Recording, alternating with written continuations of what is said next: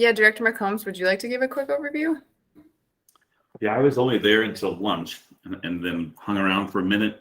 Capitol wouldn't keep opening. And so, I was getting an opportunity to give an overview on a lot of the programming that's ongoing, as well as landing and implementing some of the programs that were brought into creation in 21 and 22.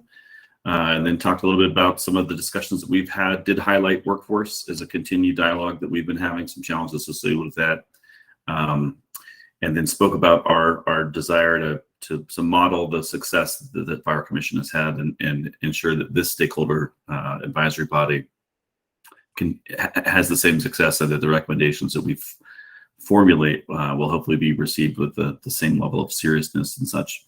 So the committee was very well received that input and feedback, or I guess just that overview and sort of a plug for the work that we're doing, and is very interested in sort of tracking and certainly benefiting from the work that we do. There wasn't any significant, I think, earth-shattering news that came out of Director Morgan and my presentations that morning. So I guess that's all I have. Great, thanks, Director. And I'll just add that in the afternoon, once we were allowed to reconvene post-bomb threat around 2 p.m., DNR gave an update on our programs, co-swap and post-fire, flooding, flood hazard mitigation. And then we had a really interesting panel from 4 county commissioners. I believe they were from La Plata County, Montezuma, Grand County, and the fourth is escaping me, and I'll have to look back. But Jefferson County, Leslie, Commissioner Del Camper is also on the Fire Commission too. Yes, thank you. Thank you, Chair. So, and they all, I think, presented some diverse needs given that their counties are so different. But I think the common thread was desire for increased capacity to support counties, especially rural counties, in accessing some of the state's programs, which can be challenging if your county does not have a large office, does not have a large emergency management or office, or any foresters, forest or wildland firefighters on staff. So that was certainly a common theme. And we had a presentation from the Youth Corps as well. And yeah, I think it went well. I would say the committee as a whole had a couple interests. They were certainly interested in the workforce question. They seemed also very interested in evacuation route questions and priorities. But I will go back and review the presentations again to refresh myself. But so I do have, and then the most important update though for us is that they're currently deciding whether to have another full day meeting on August 5th. So they have a meeting next week on the 27th, which focuses on a variety of issues, including the Marshall Fire. Now they're considering whether to have another full day meeting on the 5th of presentations, and are wondering if the Forest Health Council could present at that meeting in terms of priorities. Obviously, this would be an incredibly fast turnaround because we are scheduled to meet on the 4th as a full council to vote on legislative recommendations. But alternatively, they may still meet on the 15th, in which we would present. So we're waiting to find out today what's going to be the case. But I did want to open that up for dialogue. And we can either do that now or at the end of the meeting. Do we think it would even be feasible to present priorities on the 5th? I'm available for most of the day on the 5th, except for like after 4 o'clock. So if we're able to, do that, I would be welcome to do that. I feel like we've already have some data or slides or presentation to kind of pull together. We could kind of make some slides for either whatever direction. I know it's a lot of work, but I figure we'll probably use this data or this information sometime in the near future. I'm willing to help with that. And if the 5th is actually one of those days where I have a little flexibility, so I'm available, and I'm more than happy as the chair to present that day, and I can come down in person. I'll just skip the district meeting for CCI. I also wanted to let you know, I did have a conversation with those commissioners that presented at the Fire Force, the committee meeting. I actually met with them last night down here, and we all had conversations. We talked about that meeting, and we had some great conversations, and they all I think they felt kind of like they didn't present enough of the picture, and they all express an urgency for us to do something and get going. And so I think the only one I haven't talked, well, I did actually talk to Commissioner Delcamp over the phone too. So I talked to all of them last night just to share with you on that. So what do others think about this on the 5th?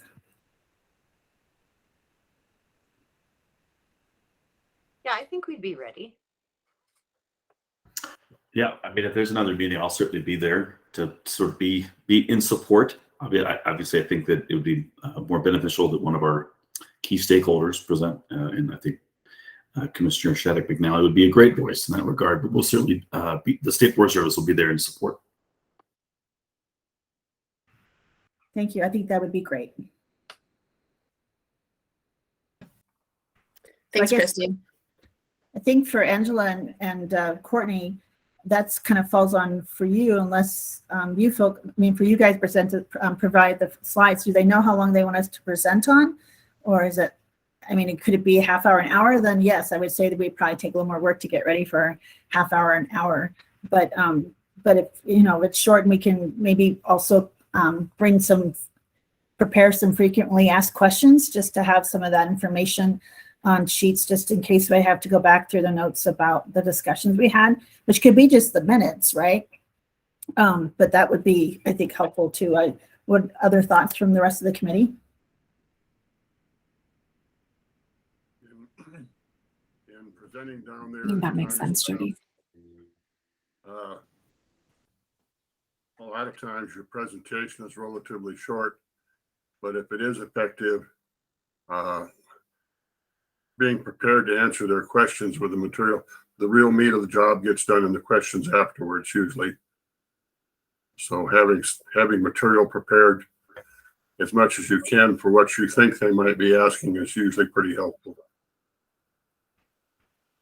So I agree with you, Mr. Morgan. I think that they're going to ask a lot of questions from some of the things that you presented, and with our Front Range and some of the concerns you had, and also I think from all of us. So I think if we can combine all those meetings and some of the information and data that you all presented and provided, and from our wonderful presenters and guests, I think that we could kind of just have that all down and ready to present. And then with Matt being there, you know, in support, we can always refer back to him. He can come up and maybe answer some other questions, because he's been, you know, literally on the ground in some of these areas lately. So. Well, it sounds good. So it sounds like we're all okay with the 5th. I'll pass that along and see what they decide. And as you can imagine, schedules are incredibly fluid right now, just with the addition of this meeting. But I will advocate very strongly for the Forest Health Council to have at least, I think, 20 minutes, if not half an hour or 45 minutes or an hour, because as you said, Chair, I think we have a great opportunity to present, you know, the work that we have been doing, and then potential priorities and answer questions. So I'm going to push for certainly a longer slot than 10 or 15 minutes. If, you know, even if we got a half hour or 20 minutes, that would be amazing. And since it is our meeting's on the 4th, and I know that's a scramble, you know, I'm not sure what the data, I guess we'll be discussing the rest of the survey results right now. I figure that kind of at least gives us a, from a universe into at least a ballpark reason. So I'll just let you continue with that unless other people have questions. Okay, so kicking off this part of the conversation, thanks so much to all those who filled out the survey. We had 17 responses, which I think is fairly good for a 26-member council. We had a couple agency folks, particularly federal agency folks, recuse themselves from filling out the survey, just acknowledging that especially federal agency folks generally, you know, don't want to weigh in on state policy. So I know you can't read exactly what the legislative concepts are on the left. I'll move to the next slide and we'll see that. But what I want you to see from the results here, I think the big takeaway is a lot of people care about a lot of things. There are a few that did not necessarily rise to the top, but in general, I think folks, their interest and priorities is pretty varied and across the board, which makes our job a little bit more difficult. Christy, I had 2 email me officially recusing. So then I'm not sure for the folks who didn't respond, whether they are sort of officially recusing themselves or just prefer not to weigh in. But thanks for the question. So let's see here. So I'll move to the next slide. But again, I think big picture is we have a lot of priorities. So I think it makes our job a little more difficult in terms of making recommendations to the full council. But as I said, I think in an email this week, you as a legislative committee are not limited in the number of concepts that we recommend necessarily to the council. We did suggest that the council advance 5 concepts to the Wildfire Matters Review Committee because they are limited eventually to 5 bills. They are going to be developing 10 bills in terms of drafting, but will only advance 5 to the broader legislature.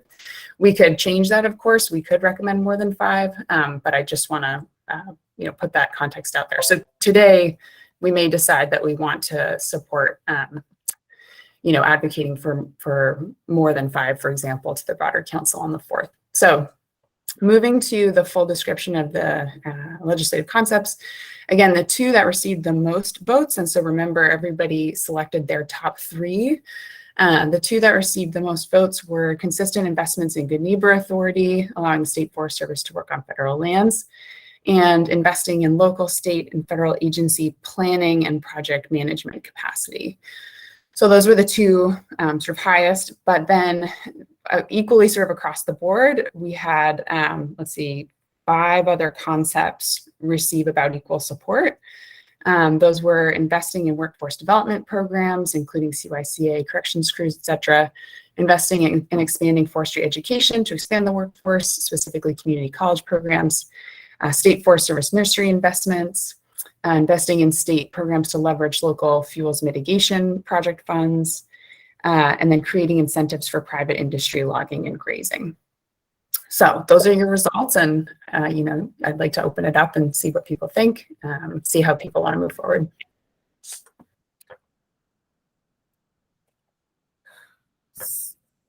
So I find this really fascinating, but I think also I'd like to highlight that the investment in workforce development programs that at least got above 30, I think with 35%. So I kind of like to pull that out from the other ones just to kind of show that it had a little more support. The other ones I think were all at 29%, I believe. So I feel like, yeah. So I just kind of wanted to kind of highlight, I know they're close, but still it went over a third. So I figure that kind of is significant. So I want to know if we can kind of shade that a different color, maybe green, or I don't know, something just to show that. But I don't, what are other people's thoughts about that?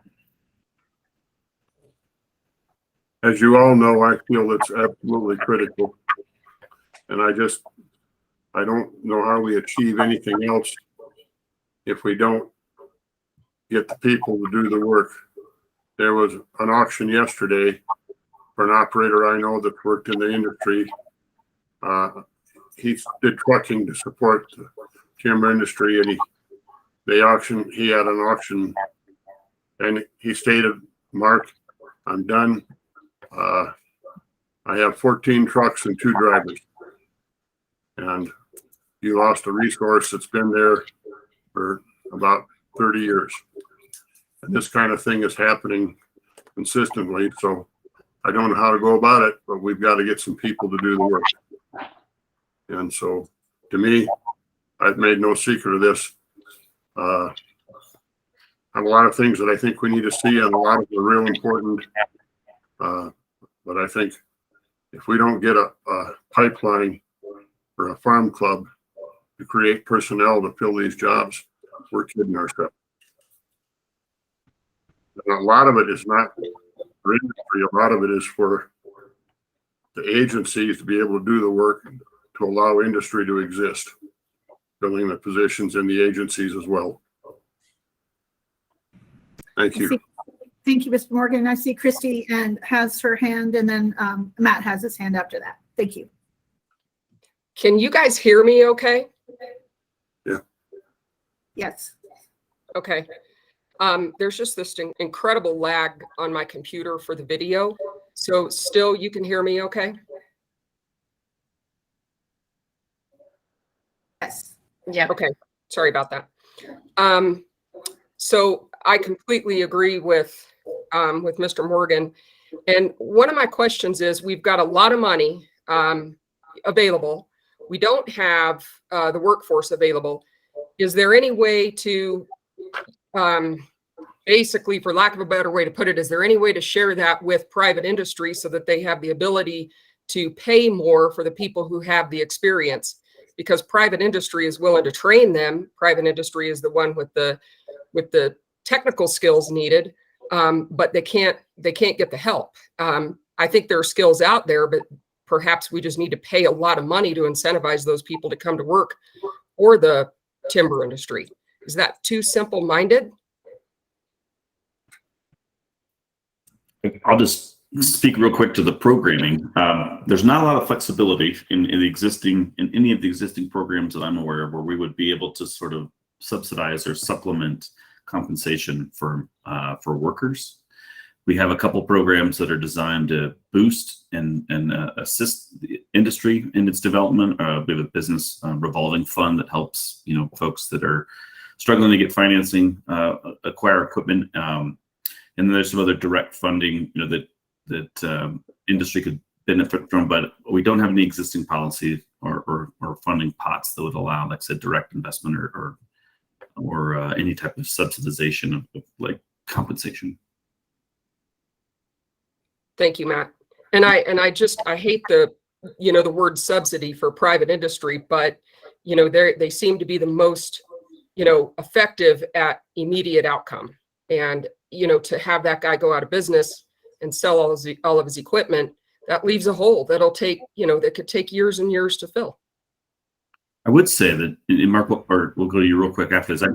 I think that's a good story. Yeah, I just want to provide some context. In the discussion, we talked about this in the dialogue that I had with the committee about how industry, is economic benefits, ecologic benefits, positive social benefits, but also substantially reduces the cost per acre when we have a healthy timber industry operating in the state. And so there was some discussion about a bill that was run last year that failed, that had an internship program and some industry focus. And I think there was definitely some interest in potentially rekindling something around that. So I think workforce development was really well received, and they'll benefit from this group sort of sharpening exactly what that might look like in a way that could turn into meaningful policy. So that was my takeaway from the discussion. I agree with you, Matt. I heard that discussion and I was heartened by that conversation. So thank you for that. And I know you had your hand raised. Was there another point that you wanted to bring up? I did want to bring some clarity on the nursery. So I didn't find the exact moment to do it, acknowledging that there is a budgeting process inside each department, and currently we do not have authorization from any department in state government to carry forward the other half of the ask that was met halfway last year. And I was looking for that opportunity in the conversation. I kept using a good first step, initial investment, but I didn't come out and say, and we could use the other $5 million. So I just want folks to understand the request that went up last year was a pretty conservative request from the agency, and half of that need was met. And so we're going to quantify as best that we can what the residual investment might look like, and see how far the initial investment will go. That starts with an assessment that probably won't happen until this fall. But the concept of doubling capacity and fully modernizing the state nursery for reforestation and recovery efforts, it technically is only halfway met. So I just want folks to understand that is a real thing, and there's good support certainly in DNR leadership and elsewhere to see that conversation advance, acknowledging we have to be mindful of the governor's budgeting process and thoughtful about how anyone in state government would advocate for funds outside of that budget. But for clarity, I wanted to make sure that that's what we meant when that box showed up in the survey. So I think that's a great point. So for us as a council, though, we can advocate for that. So if we can get clarity on each of these, if we group these as the two top is the survey, but can we as a legislative subcommittee stress what we highlight, or is it just gonna be from the August 4th priorities? And are we going to have to advocate at that August 4th meeting from the conversations that we had for what we think might be the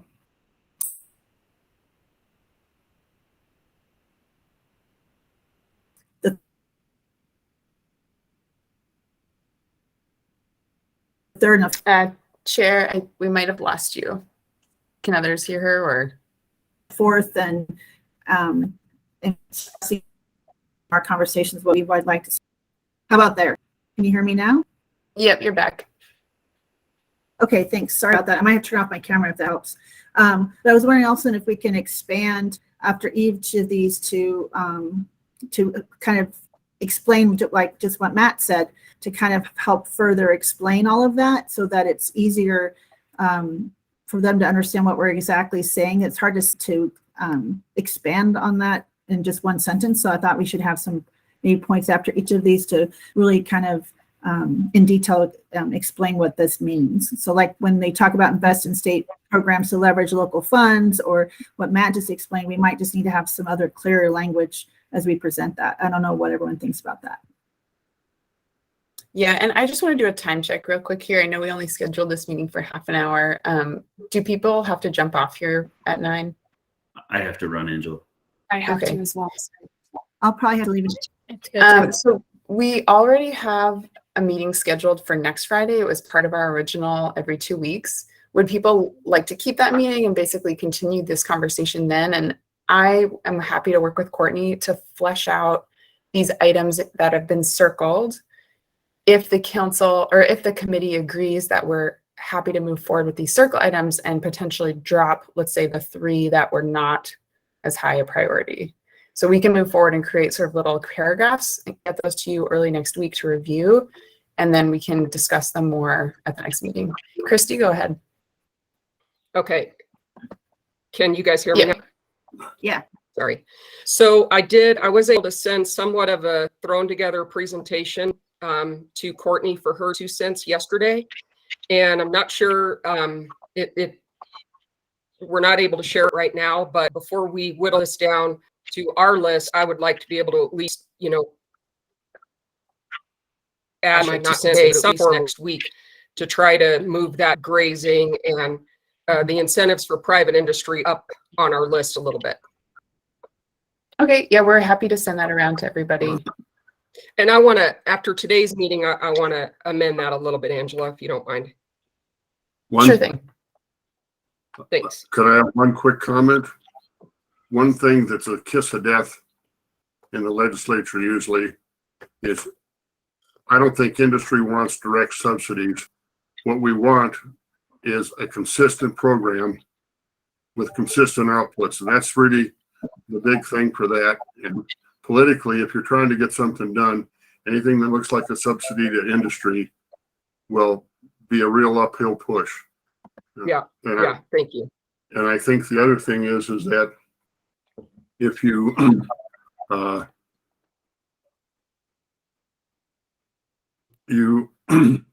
trying to think how to put this.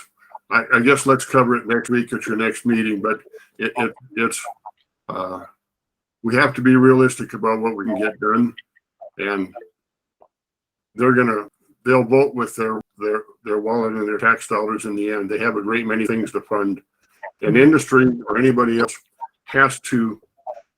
Agencies that ask for money is a tough uphill sell for the agencies. So as a group, we have to do the asking, and we have to, I guess, give cover to any agencies that you're trying to help. That's kind of the system that's always worked. And I hope you understand that explanation. But the agencies, it kills them to go say, we need this. We need to present the need so the agencies can firm up and give them the facts. And that's how you get stuff funded. Thank you. Thank you, Mark. Julie, you had your hand raised. Yeah, and maybe this is something we can talk more about next Friday, but it strikes me that something that might be helpful when I see all these words on the page, what I think may have gotten lost, maybe, to people taking the survey is really understanding how the puzzle pieces fit, right? Where does the funding fit with, the investment in workforce, et cetera? And I'm imagining, not very well, a graphic that would show how do these pieces fit together so that folks understand, to Mr. Morgan's point earlier, you can't do certain pieces if you don't have the people that actually do the work. You can say, go do this program, but if there aren't bodies, it doesn't work. And so maybe helping to establish through some sort of graphic how you actually get to the end piece. Just a thought. I don't know. Julia, thank you for that point. I actually was having the exact same thought of some kind of graphic showing how, the big picture, and if we have this and then this, but we have this missing piece here, that it's not going to come together. So I don't know what staff feels about that. I think that would be a great graphic, and I'm okay with us meeting on Friday. You guys all can do it, even if we, I know it's a lot of time, but we can meet early, because I have a feeling the Wildland Matters Committee won't meet until later, like at least 9. So we could do it 8:30. I can go down early if I'm not sure what time they're going to have us present, but and we can Okay, do and that. Jody, that's actually the following Friday. So next Friday is only the 29th. Oh, okay. Yeah, no, I think, okay, I'm sorry, I'm looking at the wrong calendar. No, I think I'm okay with that, as everyone else is okay with that. So unless you want to take a break and recover, but we could kind of just have a quick recap and review what happened at this meeting, and then continue the conversation. If everybody want to, we can just make it another very short meeting just to review and recap for everyone. I think we've got some momentum. I think it's great to just pick it up next week and keep talking. Okay. Great. Is that okay for staff? Yep, that works. And I think what I heard today is maybe if Courtney and I can flesh out some sort of little paragraphs on each of these that rose to the top, share those around so people can understand what they're recommending a little bit better. And so, I know we've lost one of our or two of our members, but do we have a tacit agreement that we'd like to move forward with these highlighted items and drop the other 3? Yeah, I know we didn't get a chance to vote, and I apologize for that, but I do think that I think we're all in agreement before the other 2 folks had to leave. So I feel like we have that kind of direction. We could say we had the in general agreement to go forward with this direction. Great. And I'll still obviously remind the full council of all of these so that we can have that discussion when we all meet on the 4th. Great. And then Angela, you'll kind of update me as the discussions on this possible meeting and agenda will go forward. Are they going to have the 15th as well still? They will, yes. So it's going to be a busy, but they may reserve the 15th just to propose bill concepts. Okay, great. All right, well, does everyone have any other questions or concerns? I'll take a motion to adjourn. And thank you everyone for being here today and your time. I apologize again for my technology struggles. So. No worries. I would move to adjourn. A second. I'll second. Great. Thank you, everyone. Thank you. All those in favor, aye. Have a great weekend. Take care, everyone. Thank you. Thanks all. Thank you, Angela, Courtney, and everyone else. Thank you. Thanks.